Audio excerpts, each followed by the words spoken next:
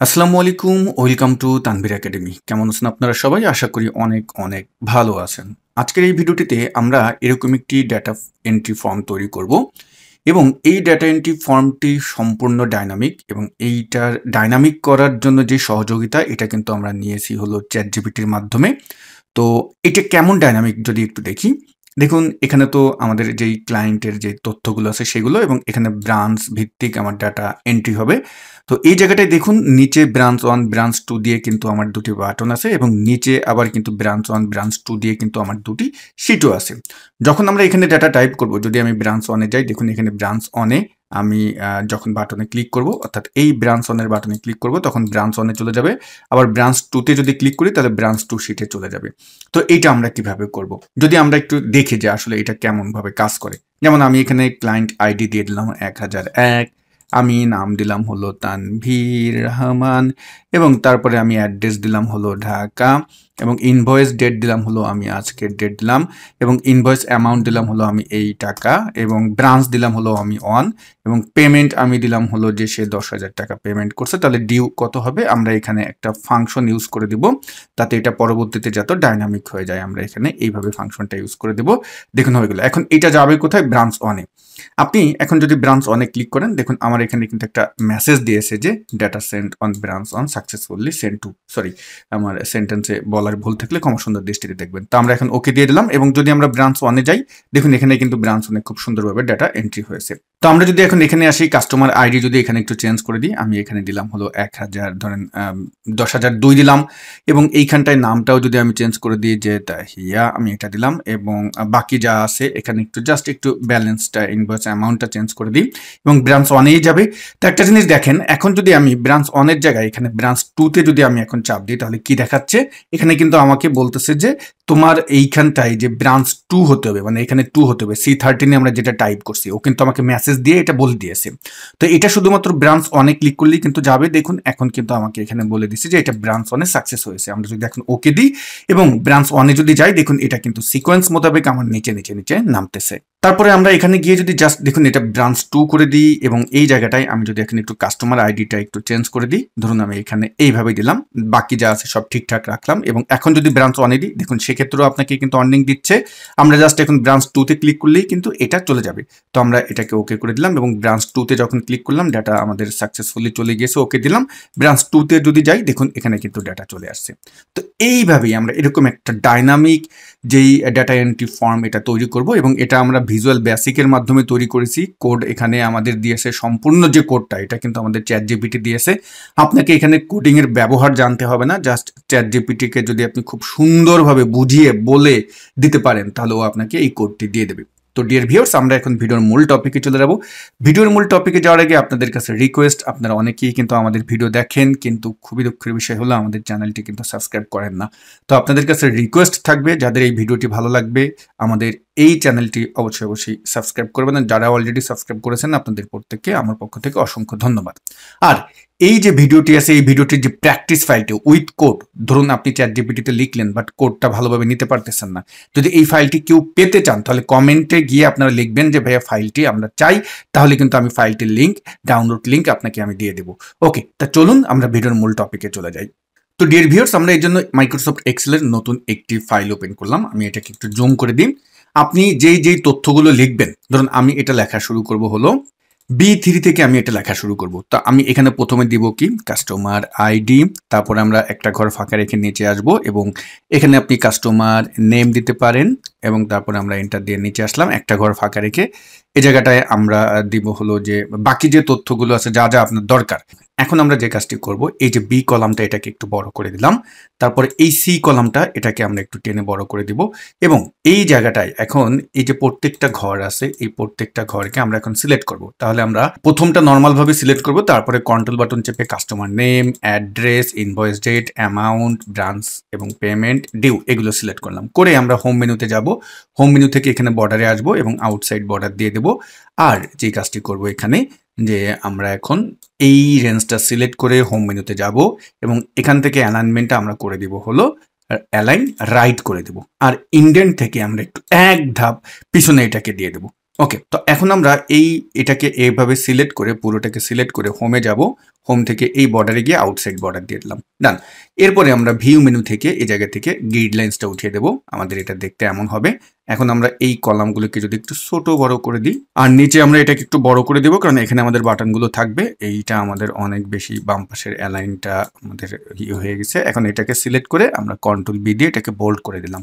ওকে, চাইলে আপনি এই ঘরগুলোকে বড় করে নিতে পারেন, আমি আর এটা করতেছি না, এটা খুবই বেসিক জিনিস, আশা করি আপনারা এটা করতে পারবেন। এখন আমরা নিচে এটার নাম দিলাম হলো আমি এই যে ফাইলটা হোম পেজ। ওকে, তারপরে আমরা এই যে লেখাগুলো আছে কন্ট্রোল বাটন চেপে এগুলোকে আমরা সিলেক্ট করতেছি। প্রথমটা নর্মাল, তারপরে কন্ট্রোল বাটন চেপে সিলেক্ট করে কন্ট্রোল সি দিয়ে কপি করেন। নতুন একটি শীট নিলাম, উপরে গিয়ে আমরা এটাকে কন্ট্রোল ভি দিব, কিন্তু এই যে টুলটা আসছে এই টুলে গিয়ে এটাকে আমরা ট্রান্সপোজ করে দেব এবং আমরা এটাকে একটু বড় করে দিই লেখাগুলোকে। এরপরে আমরা এই হেডারটা এতটুকুন সিলেক্ট করব, এতটুকুন সিলেক্ট করে কিবোর্ড থেকে কন্ট্রোল টি বাটনে চাপ দিব। আমাদের সামনে এমন একটি ডায়লগ বক্স আসবে, মাই টেবিল হ্যাজ হেডার রেখে ওকে করে দিব। এবং আমরা এখন উপরে দেখতে পারবেন টেবিল ডিজাইন নামে একটা মেনু আসবে, ডান পাশ থেকে টেবিল স্টাইলে আসবো। এখান থেকে আপনার যেই স্টাইলটা পছন্দ হয় সেটা আপনি নিয়ে নিতে পারেন, যেমন আমি এই স্টাইলটা নিয়ে নিলাম। ওকে, এরপর আমরা একটা কাজ করবো, এখান থেকে জাস্ট এই যে 2 নম্বর যেই রোটা আছে এটাকে আমি ডিলিট করে দিই। ডিলিট করে দিলে কি সুবিধা হবে, আমি ডিলিট করে দিলাম, করে দিলে যেই সুবিধাটা হবে আপনারা বুঝতে পারবেন। তো এই যে টেবিলটি আছে টেবিল ডিজাইনে গিয়ে এটার আমরা নাম দিচ্ছি হলো ব্রাঞ্চ, BRANCH, এবং অবশ্যই আন্ডারস্কোর দিতে হবে, নাহলে এটা কিন্তু দুইটা ওয়ার্ডের নাম লেখা যায় না। ব্রাঞ্চ 1 নাম দিলাম। এখন এটাকেই কন্ট্রোল সি দিয়ে কপি করে আমরা এই যে নিচে শিট নেমটা এটাও আমরা ব্রাঞ্চ 1 দিয়ে দিলাম। তারপরে এইটাকে আমরা এখন রাইট বাটন ক্লিক করে আমরা যে কাজটি করব, মুভ আর কপিতে যাব এবং ক্রিয়েটে কপি করে মুভ টু এন্ডে যাব এবং ওকে দিয়ে দেবো। এটার নাম দিয়ে দিলাম আমরা নিচে এসে ব্রাঞ্চ 2 দিয়ে দিলাম এবং উপরে যে টেবিলটা আছে টেবিলটা সিলেক্ট করে টেবিল ডিজাইন মেনুতে গিয়ে এইটার নাম দিয়ে দেবো আমরা ব্রাঞ্চ 2। নামটাম সব কিছু কিন্তু ঠিকঠাক রাখতে হবে, নাহলে কিন্তু পরবর্তীতে কোডিংয়ে আপনাকে ঝামেলা করতে পারে। ওকে, আমরা এখন হোম পেজে চলে আসলাম। এবার আমরা এখানে যে কাজটি করব, 3টা বাটন তৈরি করব। তাহলে কিভাবে করব, আমরা ইনসার্ট মেনুতে যাব, ইনসার্ট মেনু থেকে আমরা এখানে যেটা করব শেপে আসবো, শেপ থেকে আমরা একটা রেক্টেঙ্গল শেপ নেব এবং এই রেক্টেঙ্গল শেপটি নিয়ে এই জায়গাটায় এসে আমরা জাস্ট এভাবে একটু তৈরি করে নেব। ধরুন আমি এভাবে তৈরি করলাম, যাতে আমাদের এখানে 3টি বাটন খুব সুন্দরভাবে যেন ধরে, এভাবে আমাদের তৈরি করতে হবে। এটার ভিতরে আমি লিখে দিচ্ছি যে আমাদের ব্রাঞ্চ 1 যেটা আছে ব্রাঞ্চ 1 লিখে দিলাম। ওকে, এখন এটাকে আমরা একটু ফরম্যাটিং করি। এই বাটনটা সিলেক্ট করে আমরা চলে যাব রিবন বার থেকে শেপ ফরম্যাট মেনুতে এবং শেপ ফরম্যাট মেনু থেকে আমরা শেপ আউটলাইনটা করে দেব নো আউটলাইন এবং শেপ ফিলে গিয়ে আপনার যে কালারটা ভালো লাগে সেটা দেবেন, আমি এটা দিলাম। শেপ ইফেক্টে গিয়ে আমি এই প্রেসেটিক থেকে আমি এই অপশনটি দিয়ে দিলাম এবং হোমে গিয়ে আমরা এটার অ্যালাইন সেন্টার এবং মিডল করে দিলাম। চাইলে এটাকে একটু বল্ড করে দিতে পারেন। এখন কন্ট্রোল ডি দিয়ে এটাকে ডুপ্লিকেট করব এবং ডুপ্লিকেট করে এটার নাম আমি চেঞ্জ করে দিচ্ছি হলো যে ব্রাঞ্চ 2। আরেকটা আমরা রাখবো হলো ক্লিয়ার, আমি এটা সিলেক্ট করে কন্ট্রোল টি দিয়ে আবার ডুপ্লিকেট করলাম এবং এইখানটায় এসে এটার নাম দেবো হলো আমরা ক্লিয়ার ডাটা। তা আমি এখানে CLEAR ক্লিয়ার আমি এখানে লিখে দিলাম। ওকে, এরপরে আমরা কন্ট্রোল বাটন চেপে এই 3টাকে সিলেক্ট করব এবং রিবন বার থেকে শেপ ফরম্যাট মেনুতে যাব। ডান পাশে অ্যালাইন আছে, অ্যালাইন থেকে অ্যালাইন মিডিলে যাব, অ্যালাইন থেকে আবার ডিস্ট্রিবিউট হরিজন্টাল করে দেবো, যাতে পারফেক্টভাবে এর প্রত্যেকটা মাপ যেন খুব সুন্দরভাবে থাকে। ওকে, আমাদের ডাটা এন্ট্রি ফর্ম কিন্তু তৈরি শেষ হয়ে গিয়েছে।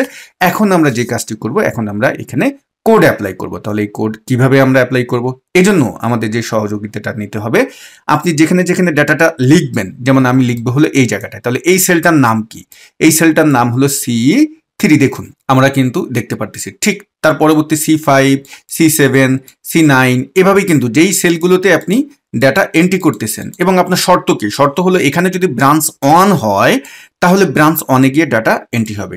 এখানে যদি ব্রাঞ্চ 2 হয় তাহলে ব্রাঞ্চ 2-তে যখন আপনি চাপ দিবেন তখন ব্রাঞ্চ 2-তে ডাটা কিন্তু আমার এন্ট্রি হবে। আচ্ছা, আমরা একটা কাজ করি, এখানটায় যে আমাদের ইনভয়েস অ্যামাউন্ট আর হলো পেমেন্ট, তা আমরা এই ডিউর এখানে এসে ইকুয়াল টাইপ করে ইনভয়েস অ্যামাউন্ট এবং মাইনাস দিয়ে আমরা পেমেন্ট, তাহলে এখানে দেখতে পারবেন আমার যে ডিউ অ্যামাউন্টটা সেটা কিন্তু দেখাবে। ওকে, তো আমরা এখন কি করলাম, আমাদের এই প্রত্যেকটা সেলের নাম কিন্তু জানা থাকতে হবে, কারণ আমাদের লিখে দিতে হবে এবং আপনি কিন্তু বাংলায় লিখতে পারবেন খুব সুন্দরভাবে।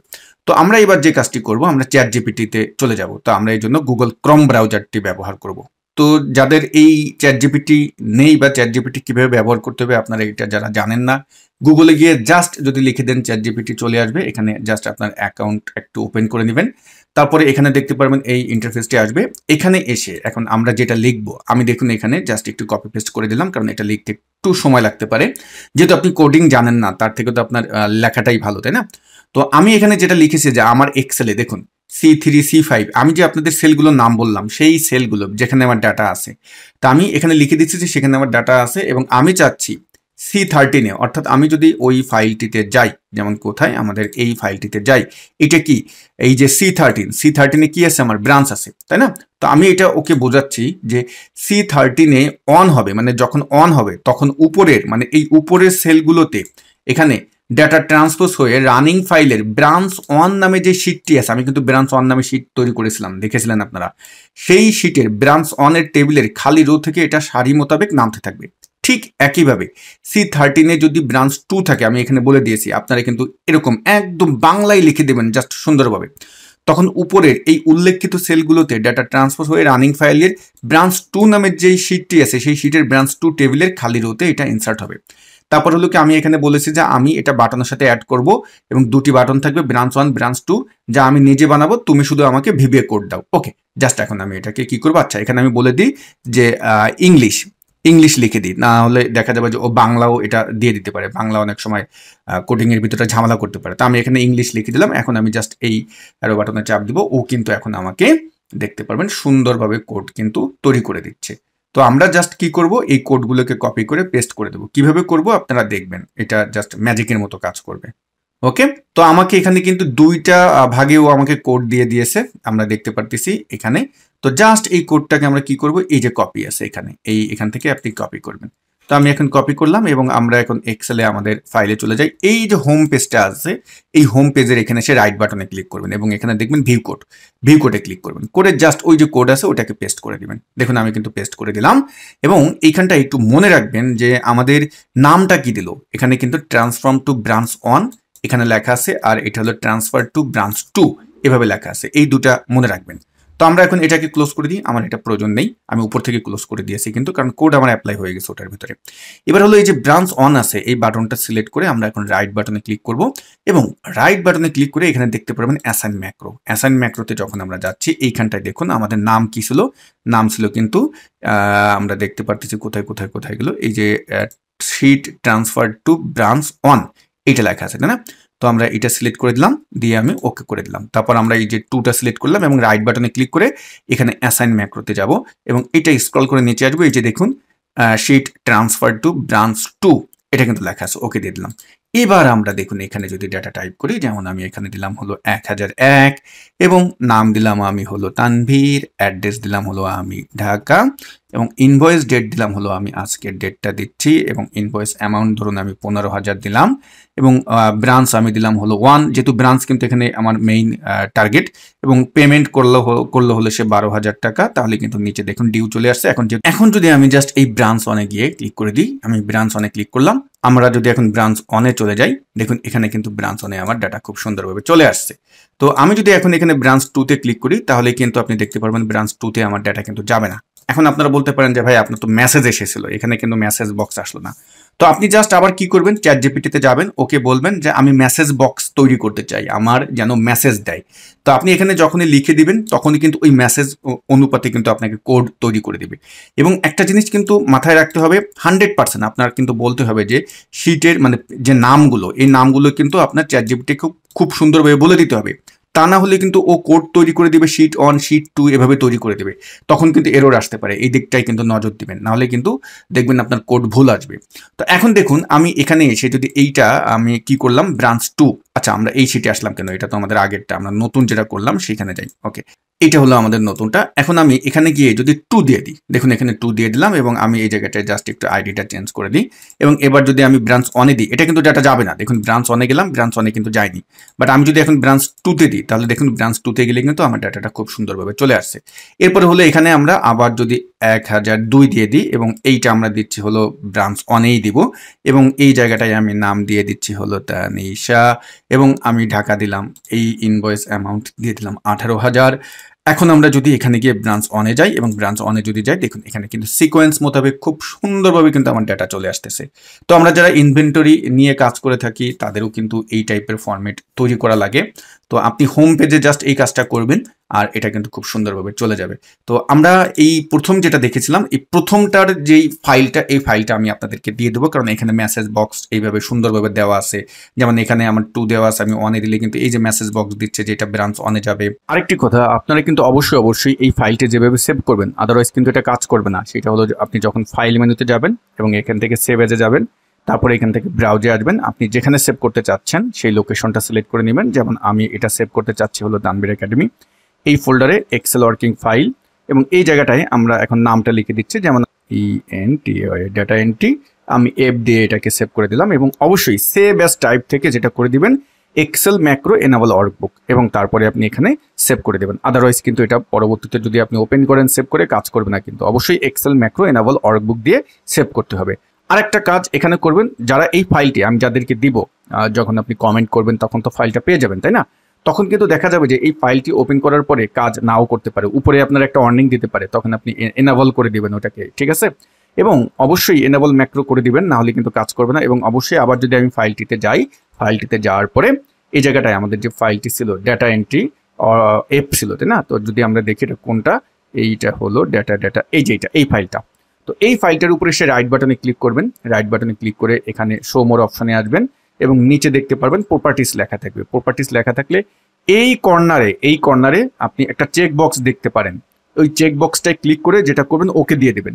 এখন যেভাবে আছে যদি আপনার এমন থাকে তাহলে ওকে, আপনি নর্মালভাবে ব্যবহার করতে পারবেন। আর আদারওয়াইজ এখানে কিন্তু একটা কর্নারে চেক বক্স আসবে, ওই চেক বক্সটায় ক্লিক করে অ্যাপ্লাই করে ওকে দিয়ে দেবেন, তখন এই ফাইলটিতে আপনি অ্যাপ্লাই করতে পারবেন, মানে কাজ করতে পারবেন। তো ডিয়ার ভিউয়ার্স, আমাদের এটা ছিল আজকের টিউটোরিয়াল, যে এআই দিয়ে আপনি কিভাবে ডাটা এন্ট্রি ফর্ম তৈরি করবেন, অর্থাৎ ভিজুয়াল বেসিক আপনাকে জানতে হবে না, আপনি খুব সহজেই কোড তৈরি করতে পারবেন, সেটা আমরা দেখালাম।